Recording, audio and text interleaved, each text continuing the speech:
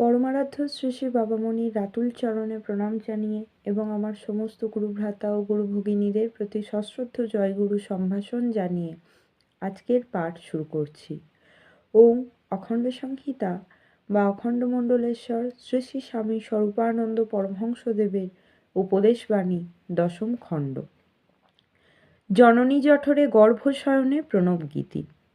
শ্রী শ্রী বাবামণি বলিলেন, তুমি যখন মাতৃজঠরে ভ্রূণরূপে গর্ভ শয়নে শুয়েছিলে তখন তোমার কণ্ঠ ছিল না, কিন্তু প্রাণ ভরা মন ভরা প্রণব মন্ত্রের গানের লহরী ছিল তোমার নিত্য সঙ্গী। মাতৃবক্ষের হৃৎপিণ্ড স্পন্দনের সাথে সাথে তালে তালে তুমি মধু অপেক্ষাও মধুর ওঙ্কার মন্ত্রের গান গেয়েছিলে।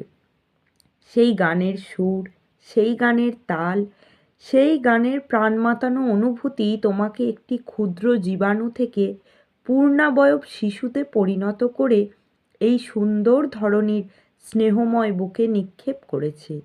সেই সঙ্গীত তোমার হৃদয়ের স্পন্দনে স্পন্দনে অবিরাম অনুক্ষণ চলেছে। সেই সঙ্গীত তোমার শ্বাস প্রশ্বাস বায়ুর সাথে অবিরল অবিশ্রাম চলেছে। দেহ ছাড়বার সময় পর্যন্ত সে সঙ্গীত তোমায় পরিত্যাগ করবে না। সেই সঙ্গীত লহরীর মাঝে আনন্দে নৃত্য করতে করতে তুমি নিজ কর্মফল সম্পূর্ণ করবার জন্য পুনরায় অন্য এক জননীর জঠরে গিয়ে অস্থায়ী বাসস্থান নির্ণয় করবে। মধুর প্রণবগীতি যে মুহূর্ত কালও তোমাকে পরিত্যাগ করে না, এই কথাটা তোমায় মনে জাগিয়ে রাখবার জন্যই শ্মশানগামী বান্ধবেরা হরিওং হরিওং বলে গান গাইবেন। তারই অপভ্রংশ আজ হরিবোল হরিবোলে পরিণত হয়েছে। সঙ্গীতে তোমার জন্ম, সঙ্গীত নিয়ে তোমার লয়, সঙ্গীতে তোমার পুষ্টি, শ্রীবৃদ্ধি ও পরমা পরিতৃপ্তি।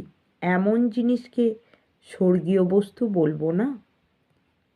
জয় গুরু।